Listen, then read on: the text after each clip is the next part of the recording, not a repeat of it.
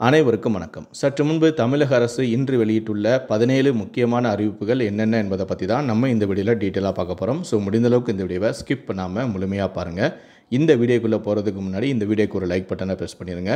நீங்கள் இதுவரைக்கும் அந்த சேனலை சப்ஸ்கிரைப் பண்ணாமல் இருந்தீங்கன்னா மறக்காமல் சப்ஸ்கிரைப் பண்ணிக்கோங்க. கூடவே அந்த பெல் சிம்லையும் மறக்காமல் கிளிக் பண்ணிக்கோங்க. சரி, வாங்க இப்போ நாம் வீடியோக்குள்ளே போகலாம். முதல் அறிவிப்பு: ஆதார் ஆவணங்களை இலவசமாக புதுப்பிப்பதற்கான காலக்கெடு மேலும் நீடிக்கப்பட்டுள்ளது. இந்திய தனித்துவ அடையாள ஆணையம் மை ஆதார் போர்ட்டலில் ஆதார் ஆவணங்களை இலவசமாக புதுப்பிப்பதற்கான காலக்கெடுவை ஜூன் 14, 2026 வரை நீடித்துள்ளது.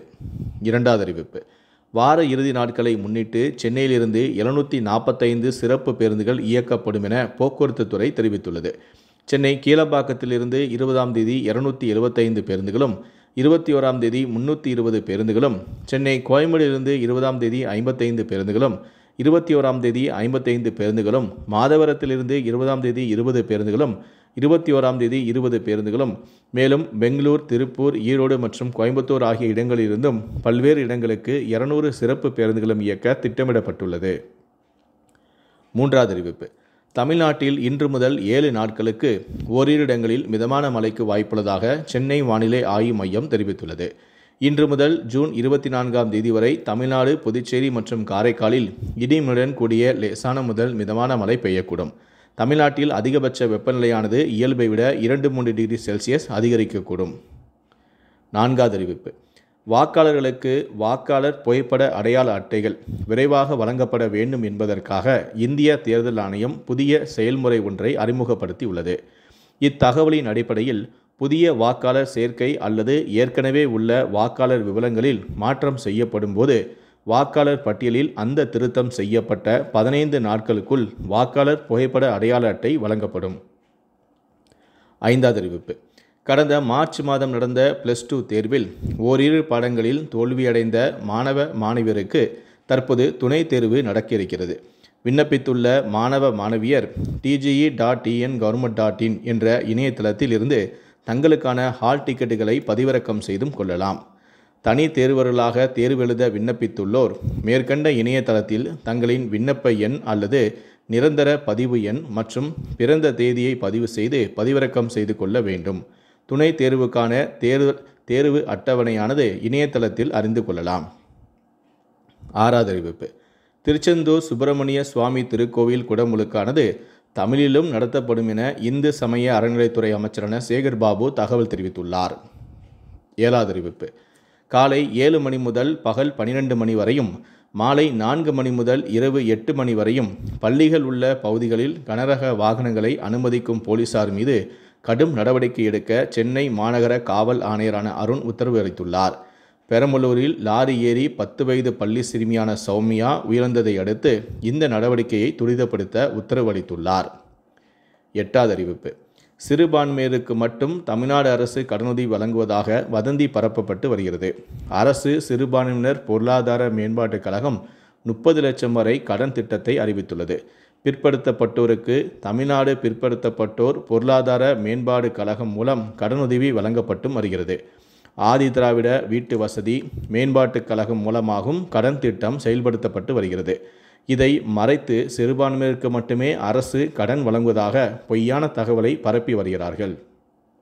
ஒன்பதாவது அறிவிப்பு: PVSC, AH மற்றும் பிடெக் படிப்புகளுக்கு 2025-26ஆம் ஆண்டு மாணவ சேர்க்கைக்கு கால்நடை மருத்துவ அறிவியல் பல்கலைக்கழகத்தின் இணையதளத்தில் adm.tanuvas.ac.in இந்த ஆன்லைன் விண்ணப்ப பதிவு கடந்த மாதம் 26ஆம் தேதி முதல் தொடங்கி நடைபெற்று வருகிறது.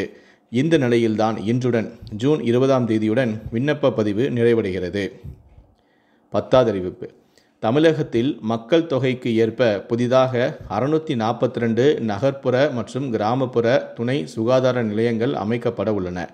இதில் கிராமப்புறங்களில் 617 துணை சுகாதார நிலையங்களும், நகர்ப்புறங்களில் 25 துணை சுகாதார நிலையங்களும் உருவாக்கப்பட்டுள்ளது. இந்த துணை சுகாதார நிலையங்களில் பணிபுரிய புதிய பதவி எதுவும் உருவாக்கப்படவும் இல்லை. அதற்கு பதிலாக குறைவான பணிகள் உள்ள ஆரம்ப சுகாதார நிலையத்தில் இருக்கும் செவிலியர்கள் தேவைக்கு ஏற்ப இந்த துணை சுகாதார நிலையத்திற்கு பணியமர்த்தப்படுவார்கள். 11வது அறிவிப்பு: மாநில தகவல் ஆணையர்களாக வழக்கறிஞர்கள் VPR இளம்பரதி, M நடேசன் ஆகியோரை நியமனம் செய்து தமிழ்நாடு அரசு ஆணையை வெளியிட்டுள்ளது. தகவல் பெறும் உரிமைச் சட்டத்தின் கீழ் தகவல் அதிகாரிகளிடம் இருந்து உரிய தகவல் கிடைக்கவில்லை என்றால் அது தொடர்பான மேல்முறையீடு வழக்குகளை தமிழ்நாடு தகவல் ஆணையர்கள் விசாரித்து உத்தரவு பிறப்பிப்பார்கள். 12வது அறிவிப்பு.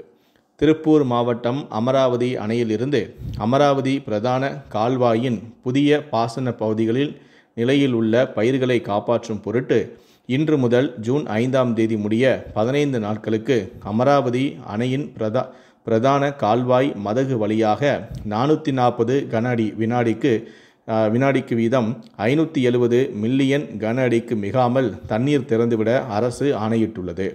இதனால் திருப்பூர் மாவட்டத்தில் உள்ள 25,250 ஏக்கர் அமராவதி அணை புதிய பாசன நிலங்கள் பாசன வசதி பெறும். 13வது அறிவிப்பு. சொத்து விற்பனை கிரய பத்திரங்கள் போன்று விற்பனை சான்றிதழ்களுக்கு பதிவு கட்டணம் 4% 2% குறைக்கப்பட்டுள்ளது. தமிழகத்தில் நேரடியாக உரிமையாளரிடமிருந்து சொத்துக்கள் வாங்கும்போது அதற்கு விற்பனைக்கான கிரயப்பத்திரம் பதிவு செய்யப்படும். இதற்கு சொத்தின் மதிப்பில் 7%, முத்திரை திருவையும் 2% பதிவு கட்டணமும் வசூலிக்கப்படும். அதே நேரத்தில் வங்கி உத்தரவு, கடன் வசூல் தீர்ப்பாயம், ஏலம் வாயிலாக கைமாறும் சொத்துக்களுக்கு விற்பனை சான்றிதழ் மட்டுமே வழங்கப்படும். இந்த சான்றிதழை பதிவாளர் அலுவலகத்தில் பதிவும் செய்யலாம். தற்போது இதற்கான பதிவு கட்டணம் 2% குறைக்கப்பட்டுள்ளது. 14வது அறிவிப்பு.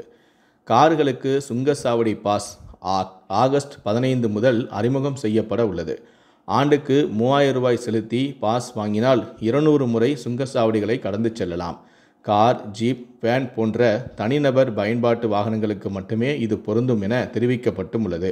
3000 ரூபாய் பாஸ் மூலம் நாடு முழுவதும் உள்ள சுங்கச்சாவடிகளை கட்டணமின்றி கடக்கலாம். 15வது அறிவிப்பு. தமிழ்நாட்டில் அரசு பள்ளிகளில் மாணவர் சேர்க்கையானது 3 லட்சத்தை தாண்டியது. மார்ச் 1 முதல் ஜூன் 17 வரை அரசு பள்ளிகளில் 3,12,881 மாணவர்கள் சேர்ந்துள்ளனர்.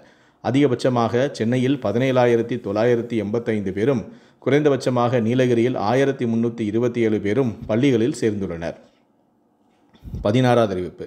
அரசு பள்ளிகளில் பணிபுரிந்து ஓய்வு பெறும் ஆசிரியர்களுக்கு பணி நீடிப்பு இல்லை என்பது வதந்தி என தமிழ்நாடு அரசு தெரிவித்துள்ளது. கல்வியாண்டின் பாதியில் ஓய்வு பெறும் ஆசிரியர்களுக்கு இனி கல்வி ஆண்டு முடியும் வரை பணி நீடிப்பு கிடையாது. இனி எந்த நாளில் ஓய்வு பெறுகிறார்களோ உடனடியாக பணியில் இருந்து விடுவிக்கப்படுவார்கள் என்று பள்ளி கல்வித்துறை அறிவித்ததாக சமூக வலைத்தளங்களில் ஒரு பொய்யான செய்தி பரவி வருகிறது. கடைசியாக 17வது அறிவிப்பு. UPSC முதன்மை தேர்வுக்கு விண்ணப்பித்த அனைவருக்குமே இலவச பயிற்சி அளிக்கப்படும் என்று தமிழ்நாடு அரசு அறிவித்துள்ளது. அனைத்து விண்ணப்பதாரர்களும் பயிற்சியில் கட்டணமில்லா உண்டு உறைவிட வசதியுடன் சேர்ந்து பயில வாய்ப்பும் பெறுவர். விரிவான அறிவிப்பு அகில இந்திய குடிமைப்பணி பயிற்சி மைய அதிகாரப்பூர்வ இணையதளத்தில் சிவில் சர்வீஸ் கோச்சிங்.in என்ற இணையதளத்தில் விரைவிலேயே வெளியிடப்படும் எனவும் கூறப்பட்டுள்ளது. இந்த 17 அறிவிப்புகளை பற்றிய உங்களுடைய கருத்துக்கள் என்ன அப்படிங்கிறத கீழே இருக்கக்கூடிய கமெண்ட் செக்ஷனில் மறக்காமல் சொல்லுங்கள். முடிந்தளவுக்கு இந்த வீடியோவை மற்றவங்களுக்கும் ஷேர் பண்ணுங்கள். மேலும் இது போன்ற பல வீடியோக்களை பார்க்கணும் அப்படின்னு வச்சிங்கன்னா மறக்காமல் இந்த சேனலை சப்ஸ்கிரைப் பண்ணுங்கள். கூடவே அந்த பெல் சிம்பலையும் மறக்காமல் கிளிக் பண்ணுங்கள். நன்றி, வணக்கம்.